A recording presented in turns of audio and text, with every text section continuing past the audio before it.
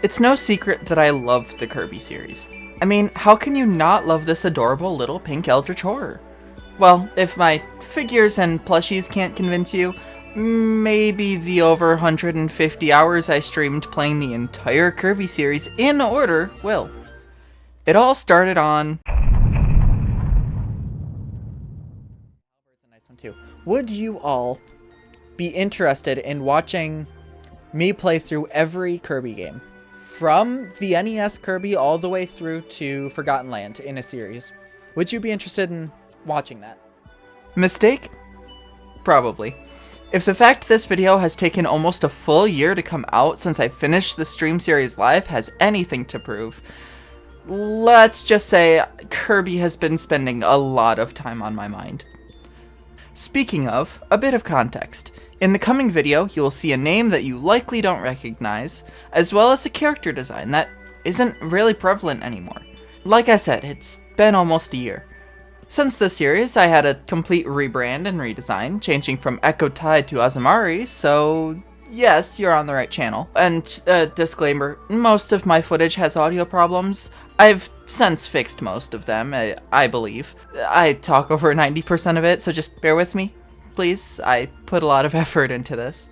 Anyway, despite the fact that Kirby was my favorite series for a while, I had really only played a few select games. Superstar Ultra, Mass Attack, Triple Deluxe, Planet Robobot, Forgotten Land, and that last clip of Star Allies was my first time playing the game. A total of 6 in a 33-year-old series with over 25 games.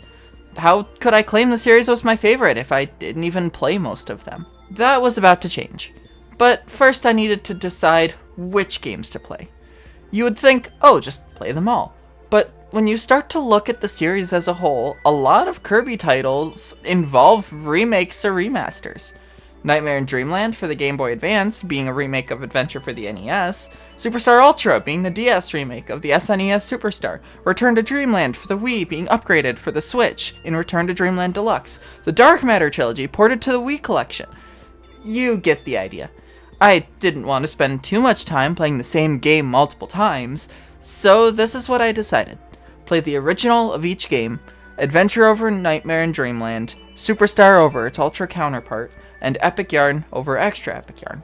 But what about the Magolor epilogue in Return to Dreamland Deluxe? Return of the King and Meta Nightmare in Superstar Ultra? I'll get to those eventually, but for now, I've been rambling too long. You want gameplay, so with that, we begin. A bit of an editor's note here, I originally set aside this schedule for release dates of each of the videos in this series. Now, obviously this didn't work out. I'm currently recording this on April 23rd after my stream for the day. Follow my Twitch and subscribe here if you enjoy what you see, by the way. So, I was very off my estimates. The other videos will be out when I finish those edits, hopefully before Kirby in the Forgotten Land gets its update. But the reason I wanted to talk about this was because today, April 27th, is the anniversary of the series. I had originally planned to talk about this in the final video, so that's the reason for this interruption. Happy 33rd birthday, Kirby! Our journey starts with Kirby's Dream Land, the first game in the series from 1992 on the Game Boy. Welcome to Green Greens. Get used to it, it'll come up a lot. And by a lot, even I, in my limited play, have played this level multiple times. Like I said, a lot. As we travel Green Greens, what's the first thing that comes to mind when you think of Kirby? Probably the abilities. What if I told you that this game, the first of the series, didn't even have any? Would you believe me? You should, because it didn't. The cool thing about this is that even in future games you can play every game without an ability, just like the original. But first we need to figure out how to float. So a bit of context. To float in modern Kirby games, you spam the jump button while in the air to float upwards. However, here you just press the up button. But anyway, we travel through Green Greens, eventually making it to the boss of the area, Wispy Woods. And he's dead. Don't worry, he won't be gone long. He'll come back again, and again, and again. You get the idea. Our next area is Castle Lololo, which is relatively uneventful. Well, apart from a death. I see. Anyway, after a death to Lololo and Lalala, we move on to the Float Islands, which is just as uneventful. Well, apart from an interesting choice of swimming animation. They didn't even, like, change the animation. It's still the walking animation for underwater.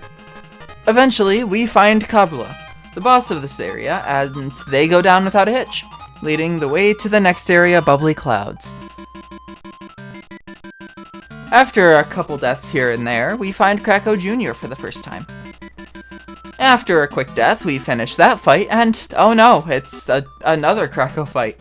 A quick cloud dispersal takes us to Mount DDD.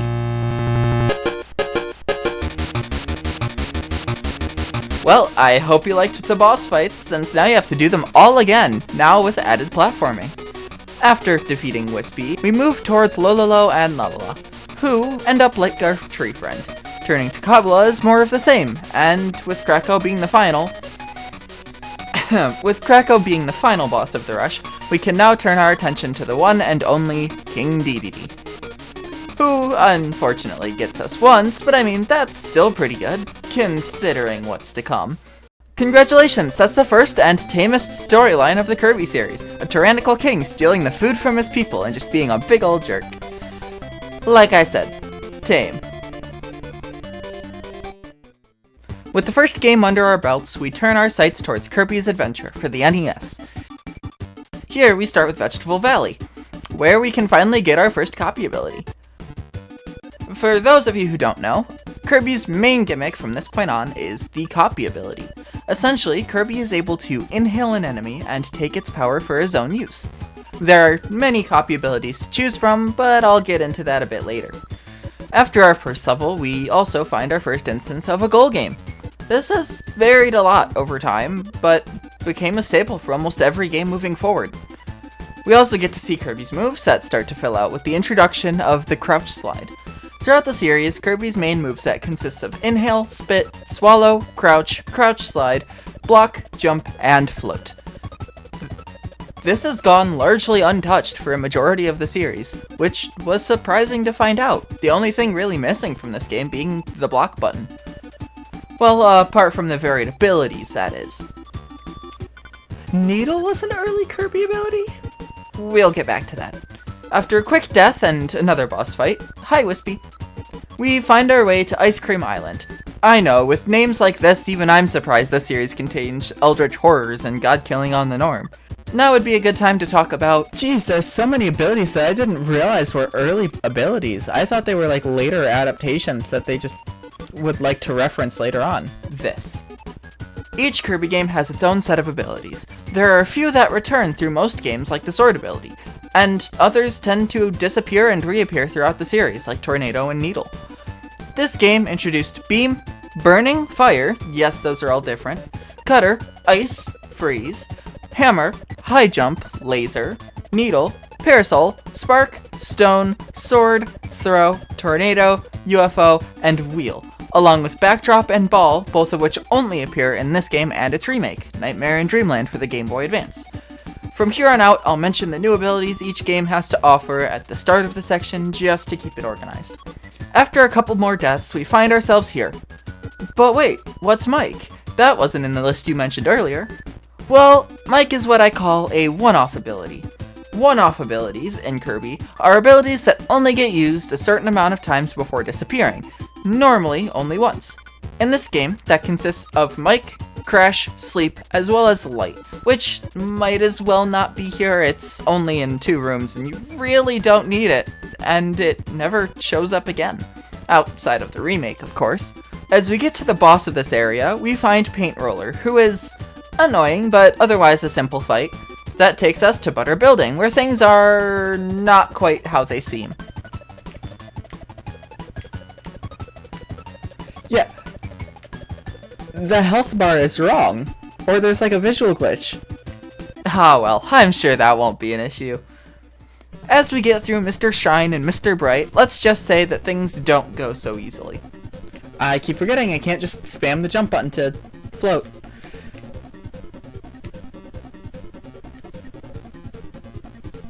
Alright, allow me to explain what's going on here. On the Switch emulators, there's the ability to rewind the retro games. I'm mainly doing this here because the fight is annoying, and I'd really prefer not to spend hours on something like this and lose the desire to continue, just because gaming over forces a full level restart. Is it cheating? Technically, yes. Do I care? Not enough to worry about it. After that, we move on to Grape Garden, which is a quick and easy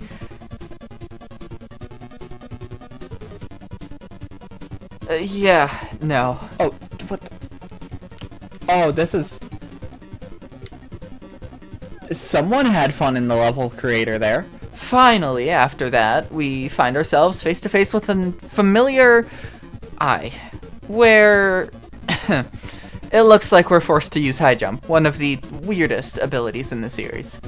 One of. Okay, now that you've done that, it's time to face Krakow properly. Yeah, that makes sense. After Krakow, we make our way to Yogurt Yard, where things turn. Oh, and we hit our 50th death. And our second game over. And a scare. All the way back here? Okay, no. Oh, thank goodness. Oh, that would have sucked so omega bad if I had to redo that first level as well. Getting a game over, like, on the boss of a world would be devastating. Wheel. Hi. Hello. I want wheel. Okay, look. I didn't have a way to insert this clip well, but just wanted to explain what happened. When you swallow two enemies that give an ability, in this case, wheel, the game starts out what is called a mix or roulette, depending on the game. It will randomize what ability you get out of any in the game, even if they aren't present in the level you're in. In this instance, I dropped high jump, accidentally rouletted, and got high jump again. I don't know, I just thought it was funny. Eventually, we make it to Heavy Mole, which, after a bit of awkward collision, lets us through to Orange Ocean. After a lot of deaths and our third game over of the series, we make our way over to the fight with Meta Knight, my favorite character of the series. I explain all of this in clips, but I'll save your ears from the audio. Meta Knight is a very interesting character. He's an incredibly honorable fighter, despite the fact that he's an antagonist. In his first meeting with Kirby, he fights one-on-one, and even gives Kirby the sword ability, making sure he's not fighting weaponless.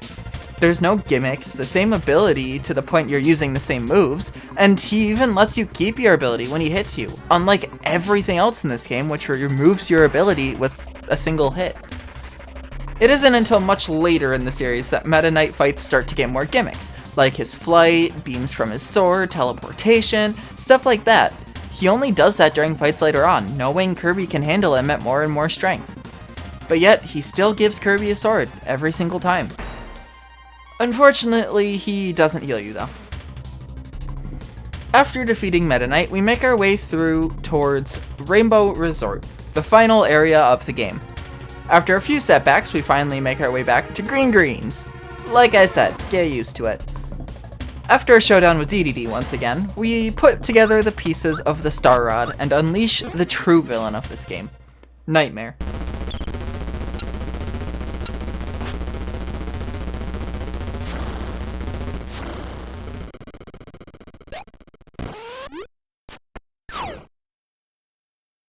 Now, I want to explain to you how much of a pain this first phase is. Essentially, you not only have to dodge his attacks to stay alive, but you also need to hit him enough times to deplete his health bar before Kirby falls from the atmosphere and dies. Now, I couldn't find the exact numbers, but what makes this fight so difficult is the sheer density of hits required to defeat this boss in the amount of time you have.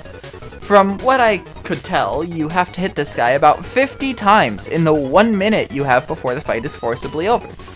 With a fire rate of about 2 to 3 shots a second, that doesn't seem too bad.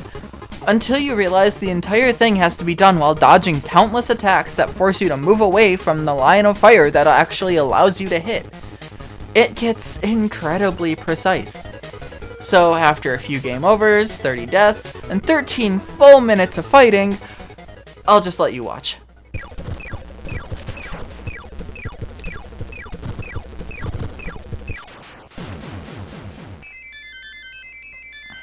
Fuck that. Getting game over, like, on the boss of a world would be devastating.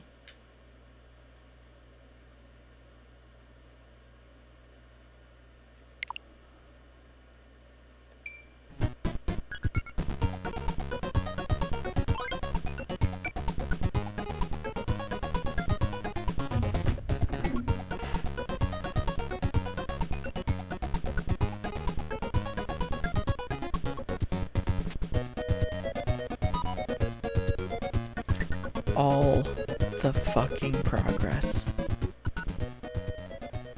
Devastated and exhausted, I hung up my controller and gave up. Until the next day, where I swore revenge on this orb that broke me so. So the plan for today, we're gonna beat that motherfucker. But first, DDD wanted a round 2. After a quick fight, I took on the challenge once again, this time with a new energy and want for Eldritch Blood. Surprisingly, it only took about 5 or 6 tries to finish this phase this time, with only a few surprises. But that wasn't where the game ended. That was only phase 1. Though, the final phase was significantly easier, not having a time limit and allowing more of a focus on dodging attacks, rather than forcing an offensive. But finally, Kirby's adventure was finished. But not before a final cutscene where Kirby showcases an aim that would have been so helpful an hour ago.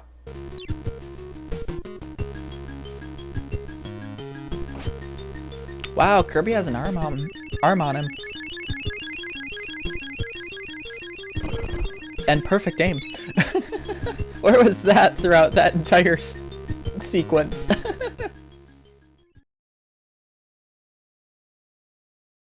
Our next stop on the Kirby train was Kirby's Dream Land 2 for the Game Boy. This direct sequel to the original game didn't add any new abilities, but instead introduced the animal friends. These characters you would find on your journey could combine with your copy abilities for all new attacks, as well as allowing puzzles to be completed to find rainbow drops. More on that later. We begin our journey in Grassland, where the first friend we find is Rick.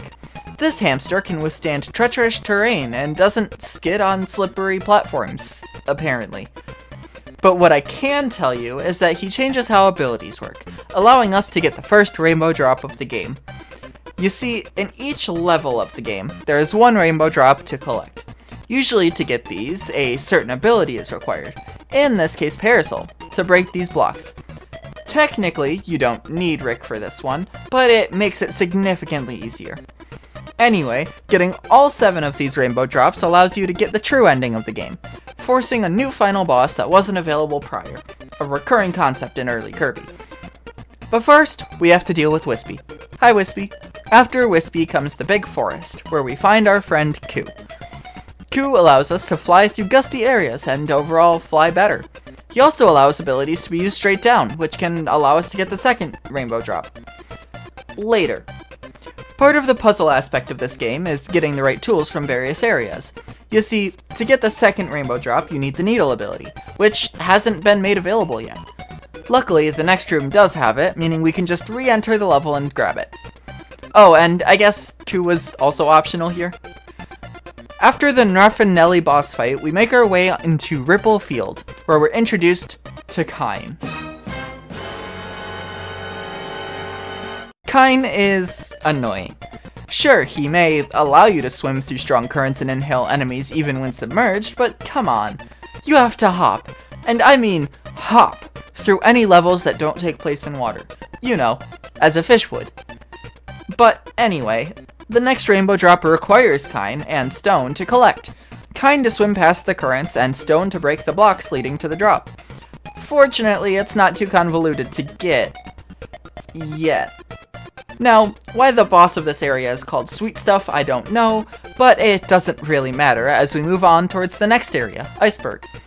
The rainbow drop in this area requires Kine and Burning, both of which are only present in the previous stage to when they're needed. In order to get these, the fight with a Freaky can give both.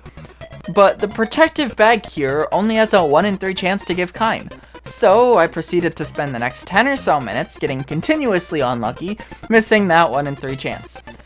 Finally, the RNG is on my side and I'm able to collect the next rainbow drop. After facing the Ice Dragon, we make our way through Red Canyon, which had a bit of difficulty with auto-scrolling sections. Making it through, we come to the 5th rainbow drop, requiring Rick and the Spark ability, with some difficulties of its own. Apparently, you're meant to get rid of Rick once you break these blocks here, but with a precise jump you can manage to get yourself stuck. With the 5th drop collected, we find Mr. Shine and Mr. Bright once again, though this time was much easier than the last.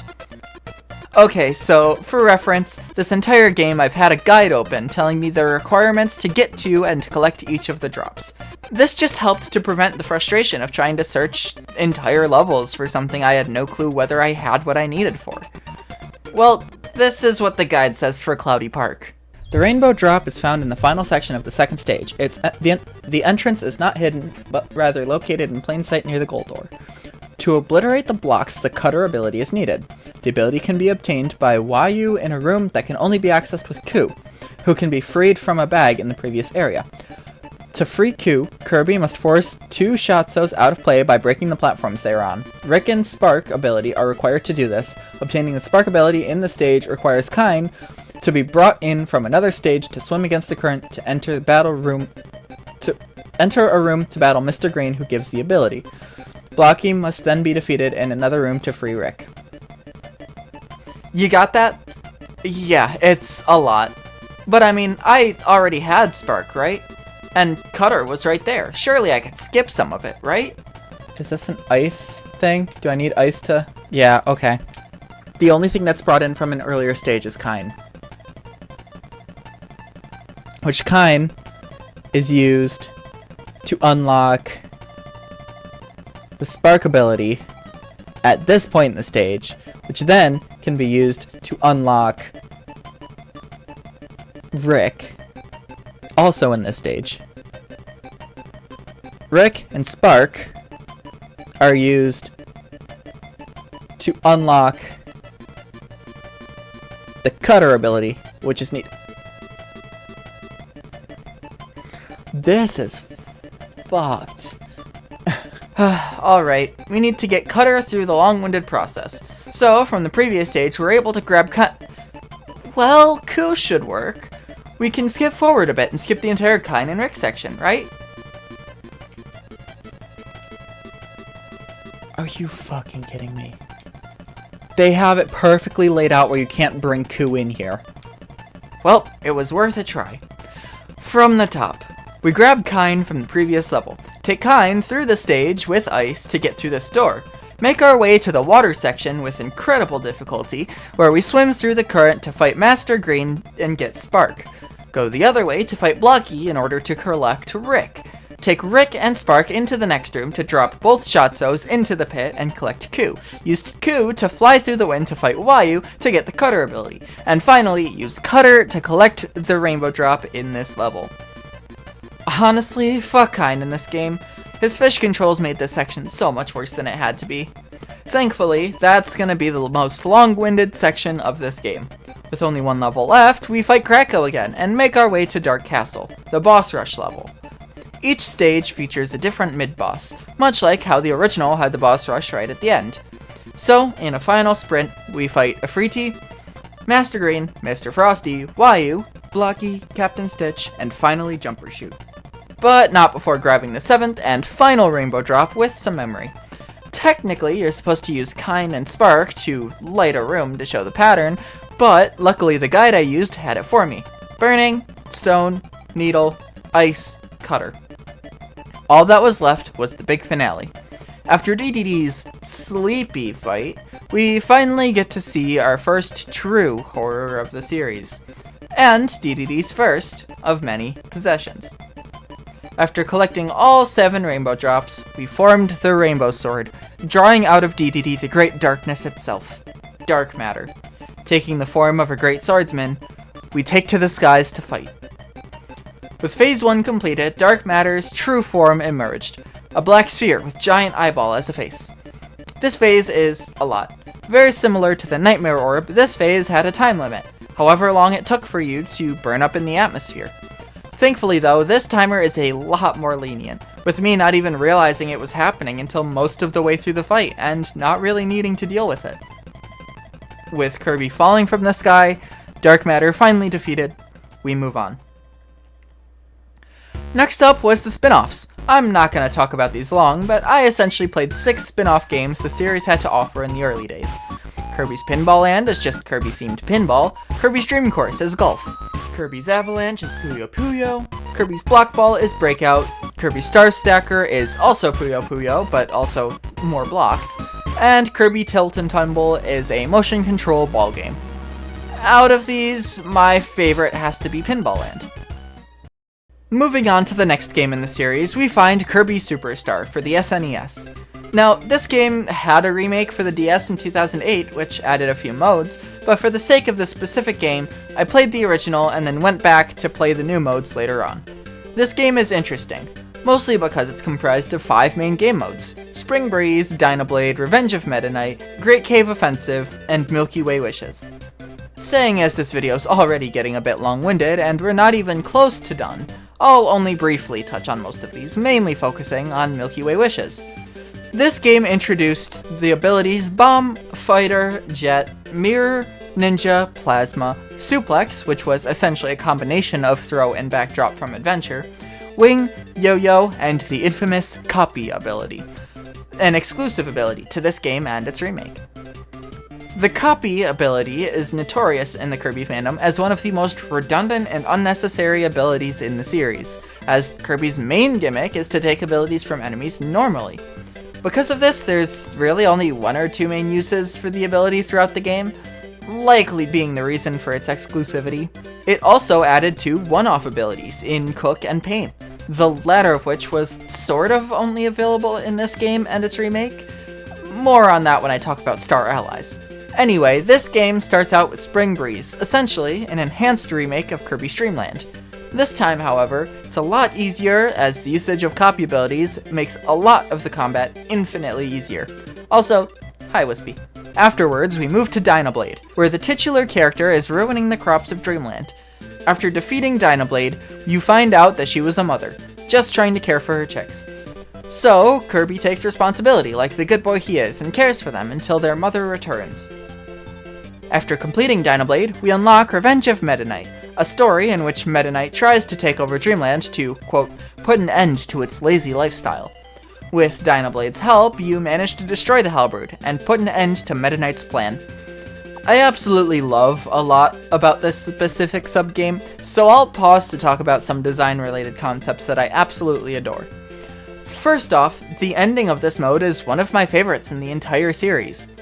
Now, I'm a sucker for escape sequences at the end of games. Just thinking about the end of Ocarina of Time, where Ganon's tower is crumbling around you as you struggle to get past monsters in order to escape before you're buried, gets my excitement up. After a difficult boss fight, it really feels like what you've done has weight, and you're caught in the middle of it. This specific mode is what made me love the concept in the first place. Despite the fact this entire mode has a timer counting down throughout your playtime, the ending of this game takes that process up to 11. Right at the start of the sequence, you fall through the ship, nothing but the ticking of the timer counting down from 50 seconds as you land on a wheelie zooming off to the right.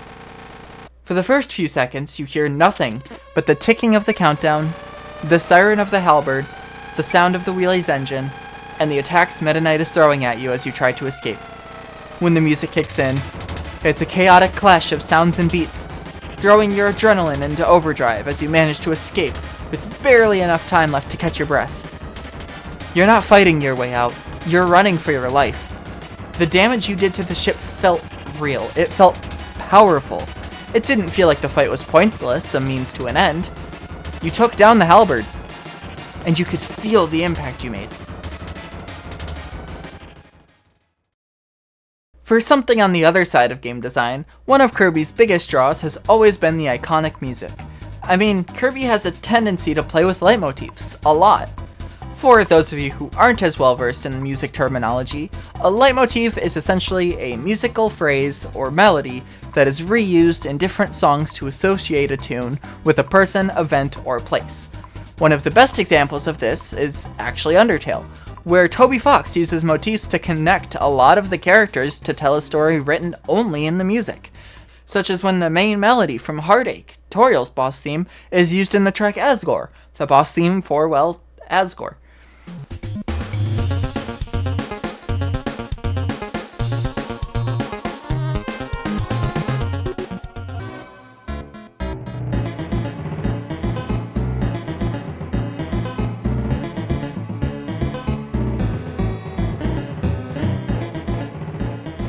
In terms of Kirby, you've already heard this a lot, mainly in the Mount Dedede theme. Each time you fight Dedede in the series, whether on Mount Dedede or not, the main melody from its track plays, essentially becoming Dedede's theme. This goes all the way to the current state of the franchise, even referenced in the track Roar of Dedede in Kirby and the Forgotten Land. But this isn't Meta Knight's story we're talking about, so I'm going to focus on the track My Friend and the Setting Sun, the credits for this game mode.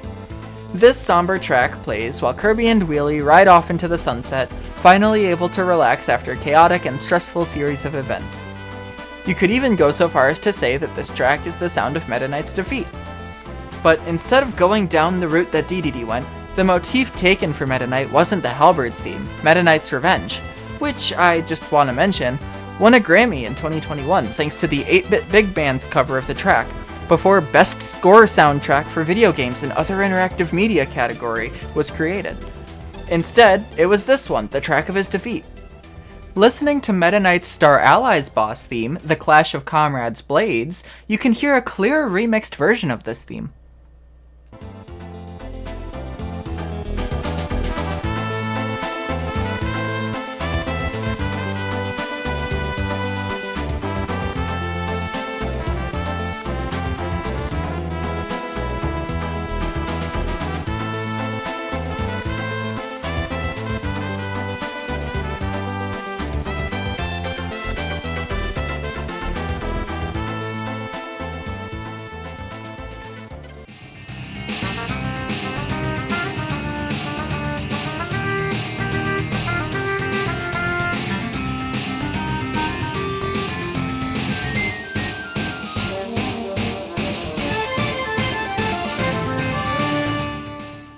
The reason I love this so much and why I want to talk about it is because of how this characterizes Meta Knight. He didn't take the loss and want revenge from his own ego, refusing to learn from his loss like Dedede did. Instead, he takes his loss and uses it as will to get stronger. He takes this loss and makes it his strength. Meta Knight is my favorite character in the series, can you tell? Moving on from my nightly ramble, next up was Great Cave Offensive, a mode where you travel through a large, interconnected network of rooms and boss fights, finding treasures, like dud nuclear bombs, apparently. Doing all of this unlocks the main meat of this game, Milky Way Wishes, a game in which the sun and moon are fighting, and a small friend asks Kirby to gather the wishes from the galaxy to make one wish from Galactic Nova, a clockwork star that's capable of granting any wish. The gimmick of this mode is that Kirby isn't able to swallow enemies to use abilities, instead needing to find a copy essence deluxe in order to unlock them permanently and be able to use them whenever and wherever he pleases. Working through the grass planet Floria, we face off against Twinwoods. Hi, Wispy. As we move to the water planet Aqualis, we make it to Fatty Whale, but not before hitting a maze that takes me way longer than it should to complete. Finally. This allows us access to the wind planet, Sky High, which gives us Krako as a boss once again. In the flame planet Hotbeat, we face Camilio Arm and move forward to the cave planet Kavios, where we find Wham Bam Rock. Moving to the machine planet Mechai, we face Heavy Lobster. Then finally, we land at the eternal planet Half Moon, which houses probably my favorite mini-boss of the series, Computer Virus. I don't know, I just enjoy the stat upgrades the game makes up for this boss. Finally, after going to each planet and gathering the wishes of the stars, we turn to face Nova, making the wish for the sun and moon to... Yeah, this is one of the reasons Kirby players have trust issues. So with Nova now moving on Popstar, we must go in and stop it, infiltrating and destroying its core. And with Nova now defeated, we must turn to face the traitor himself. Fun fact, Marx as a character actually scares Masahiro Sakurai, the creator of the series. In fact, his inclusion into Smash Bros. Ultimate had to be toned down in order to not raise the age rating of the game.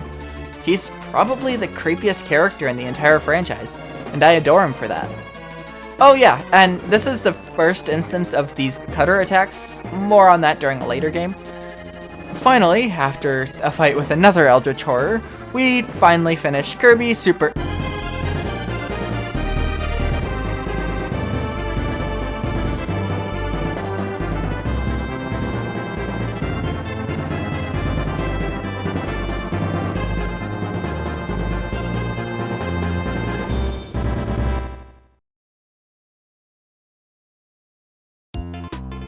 After that detour, we move back towards the Dark Matter trilogy with Kirby's Dream Land 3 for the SNES. This incredibly charming game saw the return of the animal friends, introducing 3 more, Nago, Choo-Choo, and Pitch, as well as one new ability, Cleaning, which was a Dreamland 3 exclusive until the release of Star Allies. Much like Dreamland 2, this game also has a true final boss unlocked through collectibles in the stages. However, rather than just collecting them through stage puzzles using specific abilities, this game requires certain tasks to be completed in certain stages in order to be given heart stars. And instead of 1 per level, for a total of, in this case, 5, it's 1 per stage, giving a total of 30. There was a lot more with this, so I'll only run through some of them. Dark Matter has returned en masse, corrupting all of Popstar with negativity. All except for Gooey, the good boy in Player 2 insert that is a positive incarnation of Dark Matter. But as such, we begin our journey in Grassland, where we come across our first new animal friend, Nago. Nago is a lot like Rick, but is able to triple jump in the air? Yeah, he's mostly just used to change abilities. In Stage 2, we meet our other 2 new animal friends. Pitch, who, much like Nago, doesn't do much outside of Ku's capabilities, other than change the abilities a bit, and Choo-Choo, who I don't even know where to begin. All I know is that in this stage, she's necessary to collect the Heart Star by hitting this guy with her Oh no, I don't like that. Just what are these Heart Stars anyway? Concentrated love and goodwill formed by the denizens of Popstar when they are grateful. Moving on to Stage 5, we must finish this level with Kine. At least they made him quicker on land in this game. Finally, we make our way to the boss, who is yet again Wispy Woods. Hello, Wisp. Oh, he moves now. Post-Wispy, we expel all the dark matter from the area thanks to the Heart Star we collected, and move on towards Ripplefield. Ripplefield has us facing Acro, a killer whale in an underwater boss room. If underwater stages weren't annoying enough with how the combat works underwater, now we have an entire boss fight dedicated to this mechanic.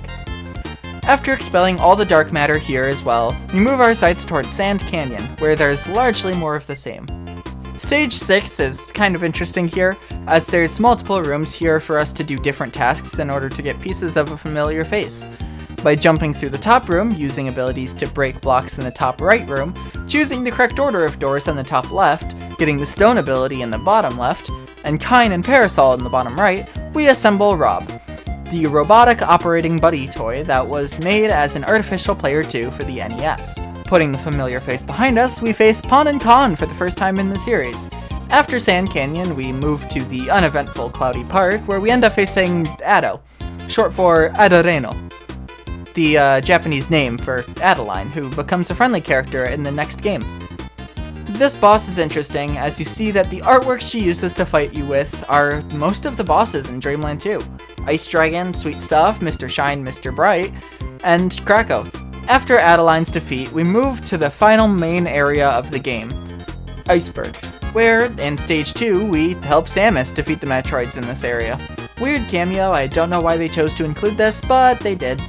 At the end of all this, we face DDD for the 5th time in the series, with an incredibly creepy moveset to boot. Being possessed by dark matter once again, DDD's stomach opens up to reveal the true enemy. It's no concern to Kirby, who once again knocks the king to his senses, forcing out the dark matter using the Heart Stars once again. But this time, it isn't enough. We moved into Hyperzone, the Heart Stars gathered from all of Popstar forming the Love Stick, a weapon of positive emotion to face against the origin of all dark matter, Zero. As we crack its shell in a horrifying state of gore, its bloody eyeball comes out of its body in a final attempt to defeat Kirby, only to be defeated in the end. Remember when we all thought the series was just feel-good pink puffball being cute? The next and final game in the Dark Matter trilogy is Kirby 64: The Crystal Shards. Just like its predecessors, this game utilizes a true boss through collectibles in the game. So I'm not going to go through all of them, but I'll mention a few so you get a feel for what it's like. This game is interesting. Unlike the previous games, the animal friends aren't around to help you. Instead, characters like a random Waddle Dee, Adeline for some reason, and even King Dedede help you. On top of that, the game is a 2.5D game, with all 3D graphics and modes. And probably the most interesting aspect of this game is the abilities. While it doesn't specifically introduce any new ones, what it does do is allow you to combine abilities, be it two of the same ability or two entirely different ones. With 7 base, that means there's essentially 35 largely unique abilities in the game, to varying degrees of usability. This game starts much like Dreamland 3, with a horde of dark matter coming in and taking over the planet. Together with a couple of crystal shards, Ribbon manages to escape the takeover of Ripple Star, finding Kirby across the galaxy. Starting our journey, we must find and collect all the crystal shards on Popstar. These shards can be found anywhere, typically either in plain sight or behind specifically colored rocks. Specifically, rocks that can be destroyed using the same colored ability as the rock, like Green for Cutter, that is apparently Kirby just throwing his own face. Lovely. At the end of stage 1, we find a harmless Waddle Dee that, once possessed by dark matter, becomes a Waddle Doo. Wait, is that how all Waddle Doo are formed? Anyway, after defeating Waddle Dee, they join us on our journey to expel dark matter once and for all. Side note, but it's actually my headcanon that this is the same Waddle Dee that would later become Bandy in the later games. Moving on, we can see specifically how Waddle Dee will help us. Not in the same way the animal friends did, but instead with helping in environmental aspects, like moving a platform for us. After a few more shards, we find ourselves face to face with another familiar face, Adeline. You know, the random boss from Dreamland 3. Why is she even here?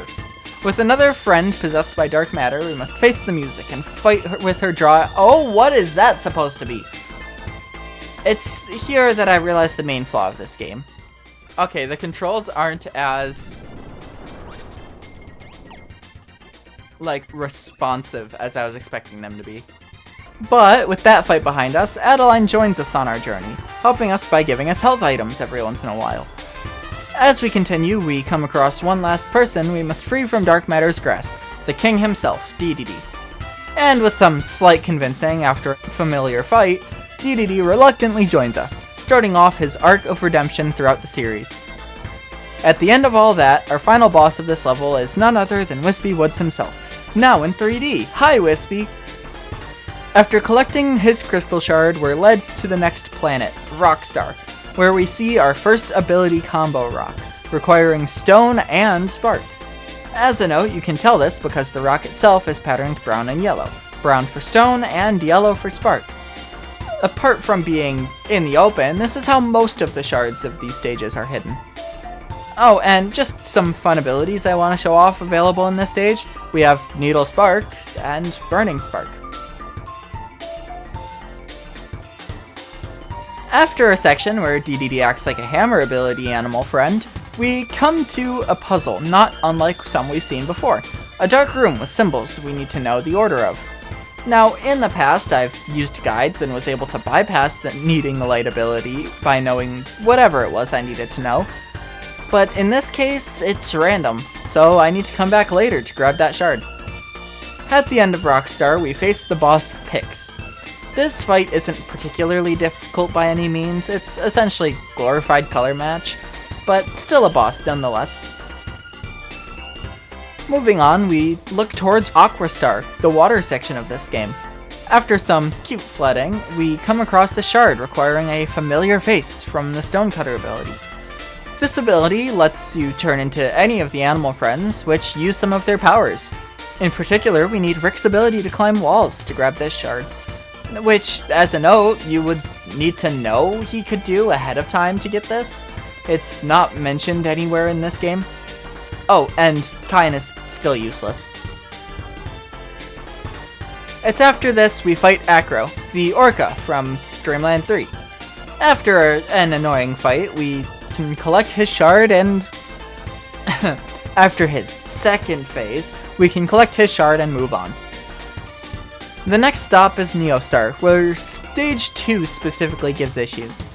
After missing the first shard in the first room of the stage, then somehow missing the second in the following section, we come to a section with moving walls, which, if you know anything about Kirby, tends to be quite annoying.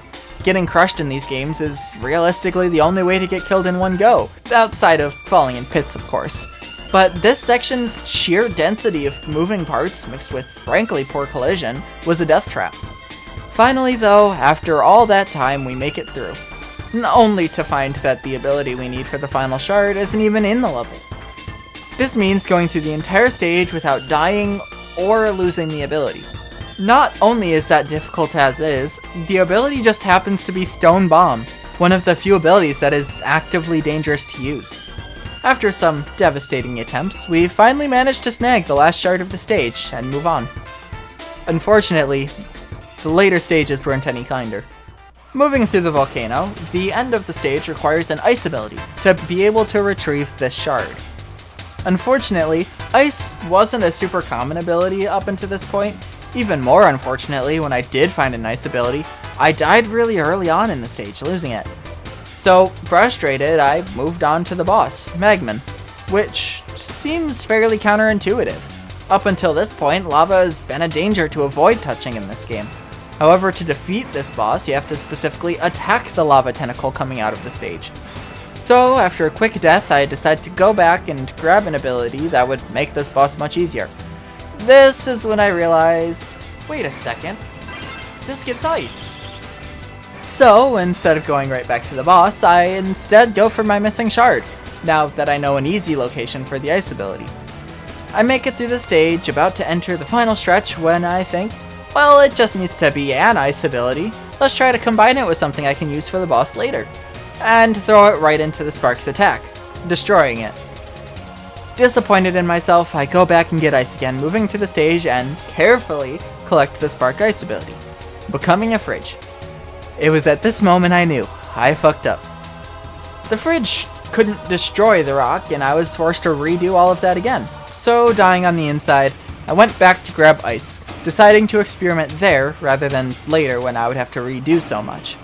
It's here I find the Ice Needle combo, a quite powerful combo to be honest. So I go back to the level with the missing shard, making sure not to die. I fully avoid Spark and finally collect the shard.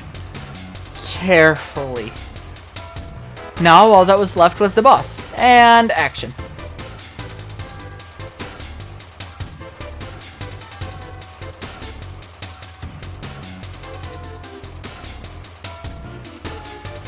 Let's do that again.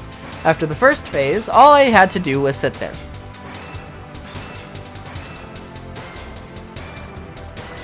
Literally. It's now we turn towards Shiverstar, which is literally post-apocalyptic Earth.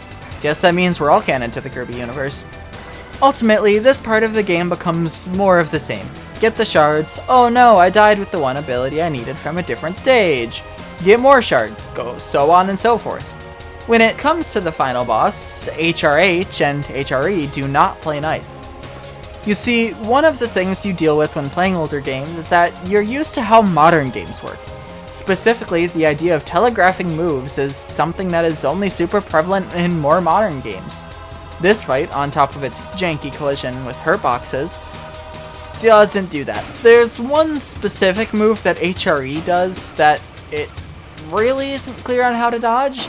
Just wanting to point that out. After that annoying fight, we finally make it to Ripple Star, the final world of this game. Here we find Miracle Matter, an interesting boss fight where the boss itself uses copy abilities. The main gimmick here is that the only way to damage Miracle Matter is by using its own current copy ability against it. If it's in a burning phase, you need to use burning, and bomb, you use bomb, and so on and so forth. After this honestly difficult boss fight, we collect yet another crystal shards, finishing this game with a final cutscene.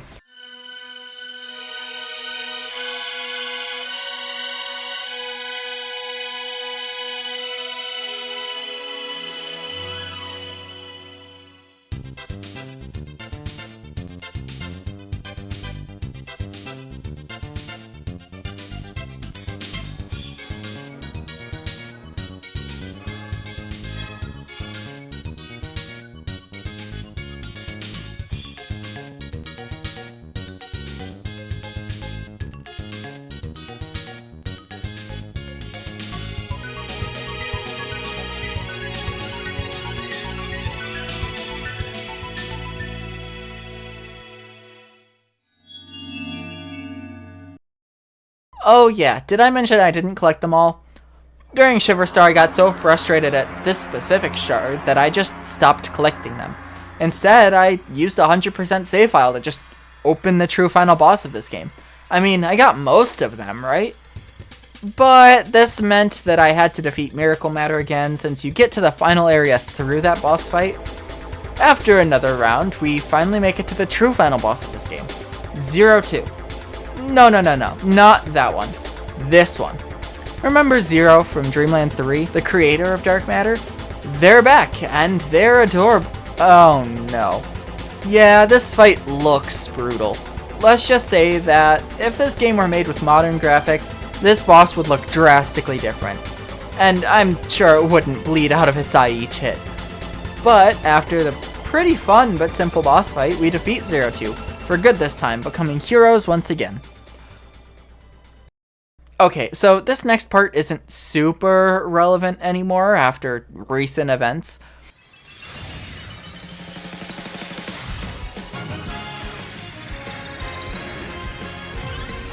We got fucking Air Ride! Woo!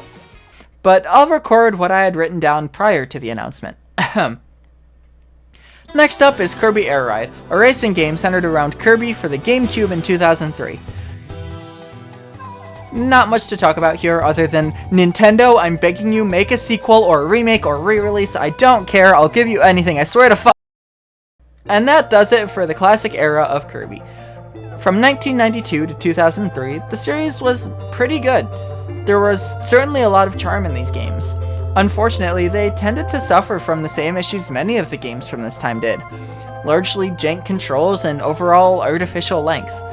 The idea of collectibles being necessary to beat a game is something I don't quite enjoy as much, mainly because the idea of something required being easily missable feels weird to me. It's like saying, hey, you need to beat this level, but the goal is somewhere and not at the end of the stage. It's something I'm glad didn't carry through the series, despite how decently some of these were implemented. Even if you didn't collect everything, these games felt complete. Sure, there would be a cliffhanger ending, but you'd have an ending. It felt more like, oh hey, there's more for me to do, and less, oh I missed stuff, I need to go back. That's more than I can say for some other games. But overall, these games are a product of their time. It'd be unfair to compare Kirby's Dream Land 2's gameplay to something like Kirby and the Forgotten Land. Yet, they can still stand strong on their own, in their own ways. Dreamland 3 has some of the most unique aesthetics I've seen from an SNES game. Superstar is still seen as one of the greats, and I still consider Marx to be one of the most interesting characters in the series. And Crystal Shards had so many interesting concepts through just simple combination of abilities. But there's still a lot more to see, and we're just getting started.